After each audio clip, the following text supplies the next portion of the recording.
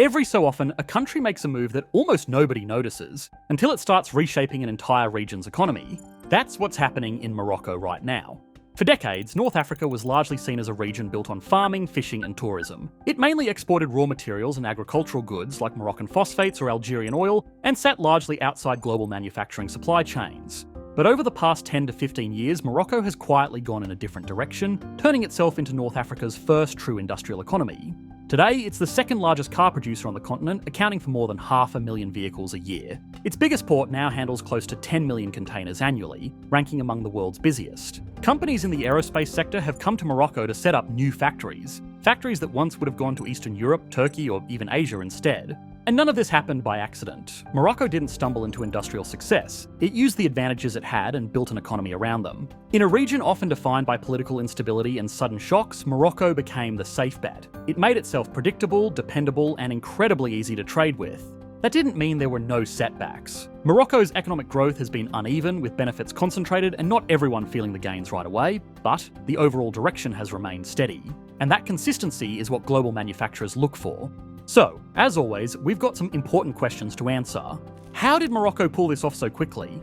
Why are manufacturers choosing Morocco now instead of the places they once relied on? And can Morocco turn this momentum into something bigger, or will its success depend on whether it can remain Europe's affordable workshop? You're on your way to work. You want to check in on the project you just wrapped up on your computer, but you can't find it anywhere. Endlessly searching on your phone with no sign of it anywhere. We have all been there. This is why we use AnyDesk. AnyDesk lets you remotely access your computer from anywhere, whether you're pulling up a file, troubleshooting a system, or even managing complex workflows you just can't run on a laptop. With our fully remote team, it's essential. We use AnyDesk for anything from video editing to running complex dashboards. It works on any device, so no matter what your team uses, it just connects seamlessly. And thanks to its powerful codec technology, connection speed is never an issue. It's free for personal use, and there are flexible plans for teams like ours. Give AnyDesk a try, the link is in the description. Morocco's industrial rise might look sudden from the outside, but nothing about it was improvised. In the late 2000s, the country made a clear break with its past. Instead of relying on agriculture, tourism, low-value exports, or waiting for foreign investors to eventually take interest, Morocco adopted a proactive industrial strategy. Their goal? To build the conditions that global manufacturers need before they arrive. That shift began with the Emergence Plan and was formalised through the National Pact for Industrial Emergence, which focused on building industrial ecosystems where factories, suppliers, logistics and skills would all live side by side. Across the country, Morocco developed dedicated industrial zones with specialised infrastructure, tailored regulations and direct access to logistics networks. Today, more than 150 industrial zones span over 12,000 hectares, hosting around 10,000 firms across manufacturing, logistics, services and technology. One of the first and most important was the Tangier Free Zone, inaugurated in 1999. Over time, it attracted more than 500 companies and over $670 million in investment, producing everything from automotive components and aeronautics parts to textiles, agribusiness, electronics and software services. Some kilometres away, Tangier Automotive City opened in 2013 and has now expanded into an 800-hectare automotive ecosystem. The place is home to 150 companies and over 20,000 direct jobs, which orbit around assembly, stamping, wiring and parts manufacturing. What sets these two industrial zones apart is that they sit very close to one of Morocco's greatest assets, Tangier Med. Now Africa's largest port, it handles close to 10 million containers a year, ranking among the world's busiest container ports. More importantly, it's one of the most connected ports on the planet, with regular shipping links to over 180 ports across more than 70 countries. While much of Africa still grapples with congested, less integrated ports, Tangier Med places most major European ports less than 3 days away by sea. For companies operating inside the zones, that proximity cuts hours from shipping times. Goods roll out of factories and straight onto global trade routes. That's the difference between an industrial zone that attracts global manufacturers and one that never scales. Across Africa, many industrial parks struggled because factories were built far inland, where long truck journeys, border delays and port congestion made reliable production impossible. In the 2010s, for example, Ethiopia built large industrial parks like Hawassa to become manufacturing hubs, but the flagship zone sat nearly 900 kilometres from the port of Djibouti. This eroded the labour cost advantage and disrupted just-in-time production for apparel suppliers, including those producing for brands like H&M. That lesson shaped how Morocco structured its entire industrial map. Instead of concentrating production inland, it stretched industrial zones along the coast, keeping factories close to ports and export routes. Moving south from Tangier, the Kenitra Atlantic Free Zone, established around 2011, became the next pillar of that strategy. It's the industrial belt feeding Stellantis' Peugeot and Opel assembly lines, with suppliers producing seats, electronics and structural components nearby. Closer to Casablanca, the Mid-Park Industrial Zone emerged as a high-precision cluster for aerospace manufacturing, while Tetuan Park in the north built its own ecosystem for light manufacturing, trade, services and logistics. Taken together, these zones function like industrial cities. Companies enjoy low operating costs, simplified regulations and customs-free exports, but the real advantage is the way everything is connected. Training centres sit next to supplier workshops, cold storage sits next to customs offices, and highways and rail lines run directly into ports. If you're a multinational corporation trying to assemble cars, aircraft components, or wiring harnesses, that infrastructure can shorten production and delivery timelines, letting you scale faster and cheaper than in many competing countries.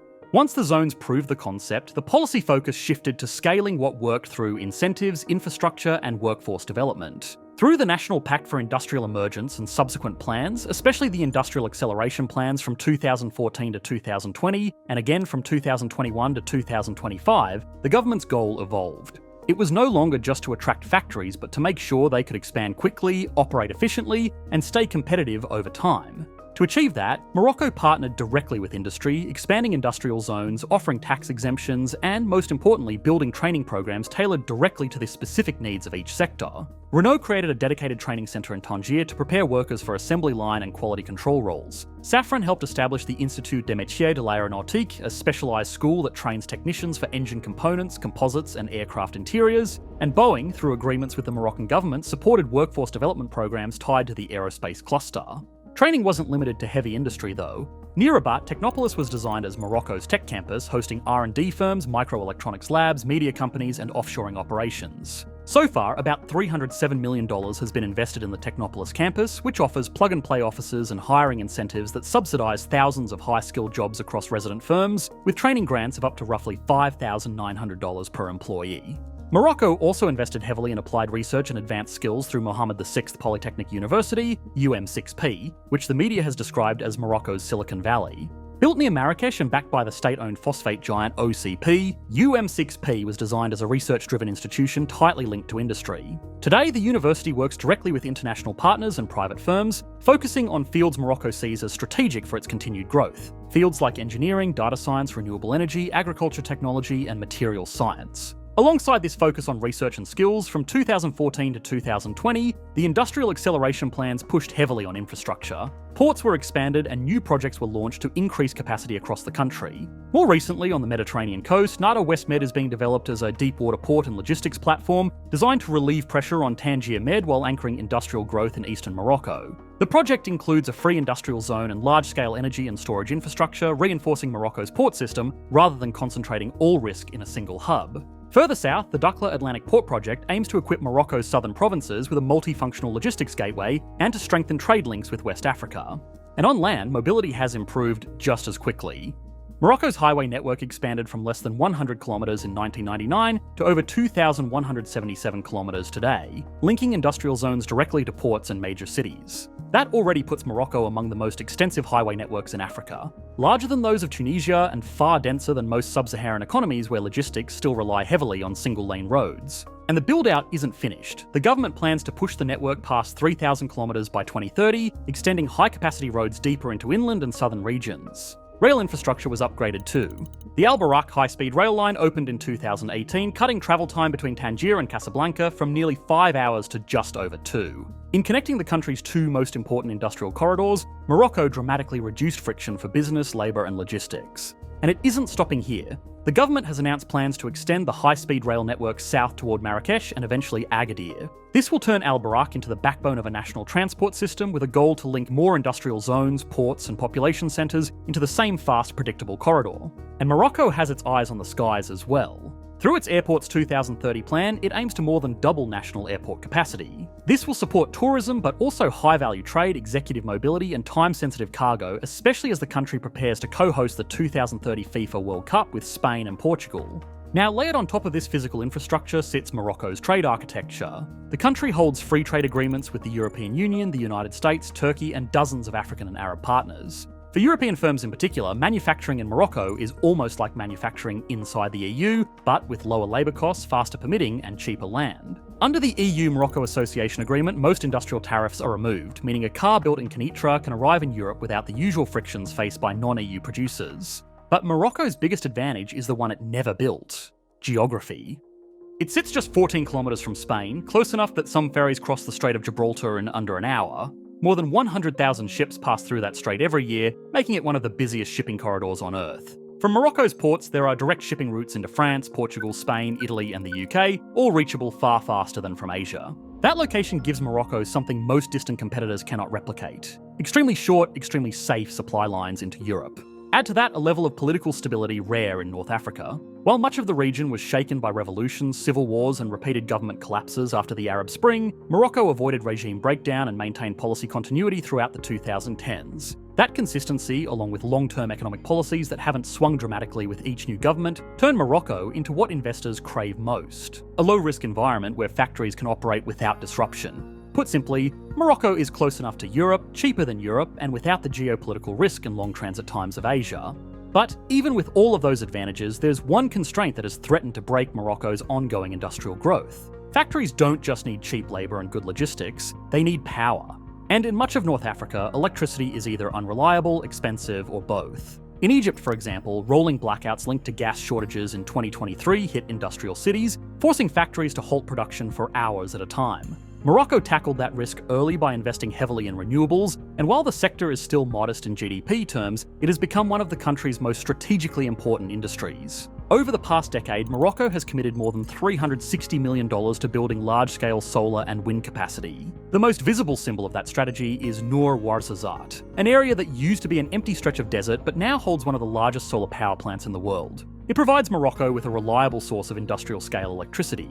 Along the Atlantic coast, massive wind farms followed, feeding power directly into the national grid. For manufacturers, this mattered more than headlines about green energy. Energy costs are one of the few variables manufacturers can't easily control once a factory is built. By stabilising electricity supply and reducing exposure to fossil fuel price swings, Morocco removed a major source of uncertainty, making it far easier for factories to commit, expand, and operate over the long term. But that didn't mean factories showed up evenly across the economy. Morocco attracted them in a handful of sectors where being close to Europe, cheap and reliable, delivered the biggest economic returns. The first sector was cars. Today, Morocco is the second largest car producer in Africa, assembling more than 550,000 vehicles a year. It still trails South Africa, the continent's long-standing automotive hub, but it's closing the gap fast. And unlike South Africa, which exports roughly 68% of its output, around 80% of Moroccan production is shipped abroad, mostly to European markets. Renault was the first major automaker to commit, opening its Tangier plant in 2012. It quickly became one of the company's most efficient factories globally, producing 1 million vehicles within its first few years of operation, and supplying small and mid-sized vehicles directly to Europe. From there, Morocco's new industrial model snowballed. Stellantis built its Kenitra plant in 2019, which produces Peugeot and Opel models for European markets. It later expanded the plant to include electric vehicles like the Citroën Ami, turning Morocco into part of its EV supply chain. Around these plants, dense clusters of suppliers popped up, making everything from seats and wiring harnesses to dashboards and exhaust systems, often just minutes away from the final assembly line. That matters because a modern car contains around 15,000 parts. In a fragmented supply chain, each border crossing, delay, or customs check adds cost. Morocco's zones collapse that complexity. Parts are made nearby, assembled nearby, and shipped out almost immediately. Also, as wages rise across Europe and even parts of Eastern Europe, Morocco has emerged as one of the cheapest places in the world to assemble a car at scale. On a per-vehicle basis, assembling a car in Morocco turns out to be cheaper than in Turkey, Romania, or Mexico, countries long considered the go-to low-cost options. And once Morocco proved it could handle complex, just-in-time manufacturing through cars, a second industry was ready for takeoff: aerospace. At first, that might seem surprising. Aircraft manufacturing is usually associated with rich, high-tech economies, but modern aircraft production is highly fragmented. High-value design and final assembly stay in places like the US and Europe. Meanwhile, a large share of the work, like wiring systems, composite parts, and fuselage sections, relies on precision manufacturing. And that type of work requires reliability and logistics more than cutting-edge research. Morocco offered exactly that. Today, the country is one of the fastest growing aerospace hubs in the world, with around 150 aerospace firms operating inside its borders. Suppliers linked to Boeing and Airbus manufacture fuselage components and wiring systems, Safran produces engine parts and interiors, and companies like Collins Aerospace and Stelia build interior components, many of which are shipped directly into European assembly lines. Aerospace exports now exceed $2 billion a year, and over time, Morocco is gradually increasing its share by moving from basic wiring into higher value aerospace manufacturing. And then there's one final sector that plays a critical role in Morocco's economy: mining, which centres on one of the most strategically important resources on Earth: phosphate rock. This rock is the source of phosphorus, a material essential for two things the global economy cannot function without: food and energy. Phosphorus is a key ingredient in fertiliser, and fertilisers support around half of global food production. Without phosphorus, global crop yields would collapse. Phosphates are also becoming critical for the energy transition. They're a core component of lithium iron phosphate batteries, which now make up roughly 30% of the global EV battery market and are increasingly used by companies like Tesla. The interesting part, though, is that unlike oil or gas, there is no substitute and no synthetic alternative. Phosphate can't be engineered in a lab or replaced by another material, it can only be mined where it exists. And Morocco controls roughly 70% of the world's known phosphate reserves. That gives Morocco a massive structural advantage. Through its state-owned group OCP, Morocco has built an entire industrial ecosystem around phosphates, from mining to processing to fertiliser production. Today, OCP is not only the world's largest phosphate fertiliser producer, but also Morocco's largest employer, with around 21,000 workers. This makes it one of the country's economic anchors, providing stable export revenues, foreign currency inflows, and giving the country room to invest in more complex sectors like manufacturing and technology. In 2020 alone, OCP generated $5.9 billion in revenue and accounted for roughly 1/5 of Morocco's total export earnings. And just as it did with cars and aerospace, Morocco concentrated infrastructure, processing capacity and logistics into a single massive hub. The result is Jorf Lasfar, a sprawling industrial complex on the Atlantic coast that has grown into the largest fertiliser production hub in the world. Taken together, this is what Morocco built. Near-European manufacturing at scale, powered increasingly by renewables and anchored by control over a critical resource that underpins both global food security and the energy transition. Which brings us to the real question. Can Morocco keep moving up the value chain, or will it remain a low-cost extension of Europe's factories? For decades, global supply chains were built around one simple idea: produce things as cheaply as possible, no matter how far away the factory was. But then COVID showed how fragile long-distance supply chains really are. The war in Ukraine exposed how geopolitical shocks can freeze entire industries overnight, and rising tensions with China made it clear that efficiency alone isn't enough anymore. For Europe in particular, this forced a rethink. The new priority became nearshoring, bringing production closer, shortening shipping routes, reducing dependence on Asia, and keeping supply chains inside politically friendly territory. And this is where Morocco fits almost perfectly. Over the past 2 decades, the country has maintained relative political stability, consistent economic policy, and a pattern of gradual reform. While neighbouring countries went through revolutions, civil wars, or repeated political breakdowns, Morocco remained broadly stable. Part of that stability is structural. Morocco is geographically insulated in a way few countries in the region are, shielded by the Atlas Mountains, buffered by the Sahara, and bordered by 2 seas. So, shocks don't spill over easily. But stability also comes from leverage. Through its control of phosphates, Morocco plays a quiet but powerful role in global food systems. Fertiliser exports generate revenue, but also raise agricultural yields, especially across sub-Saharan Africa, creating long-term partnerships and political goodwill. And crucially, change in Morocco has tended to be incremental. Policies evolved but rarely reversed overnight. Reforms came step by step, allowing institutions, businesses, and investors to adjust without sudden disruptions. For global manufacturers, this stability means fewer surprises and fewer reasons to hesitate before committing billions to long-term factories. It's especially important for industries like aerospace, where certification, safety standards, and production take years and cost millions. Once a supplier is certified, companies want to know it will still be operating under the same rules 10 or 20 years down the line. But none of this means Morocco's model is risk-free. Its industrial success still depends heavily on European demand. A demand that is already under pressure as slowing growth across the EU has begun to weigh on manufacturing and exports. Climate risks are growing too. Repeated droughts are putting pressure on agriculture and water supplies, which matters not just for farmers, but for industry and energy as well. Then there's the most serious internal challenge: jobs. Despite rapid investment and modern infrastructure, Morocco has struggled to create enough meaningful employment for its young population, especially outside major cities. Overall, unemployment hovers around 13%, but among young people, it rises to well over a third. This gap between modernisation and inclusion is Morocco's core contradiction. The The country has built world-class ports, factories and transport links, but the gains are unevenly distributed. Most foreign investment and high-value jobs are concentrated along the Casablanca-Rabat-Kenitra corridor, while inland and southern regions lag behind. The result is what some analysts call a two-speed Morocco, globally connected on one side, underemployed and frustrated on the other. And that tension has begun to surface politically. Youth-led protests over jobs and inequality have spread across major cities, echoing a broader pattern seen across the global south. For now, Morocco's stability is holding, but long-term resilience will depend on whether growth translates into opportunity at scale.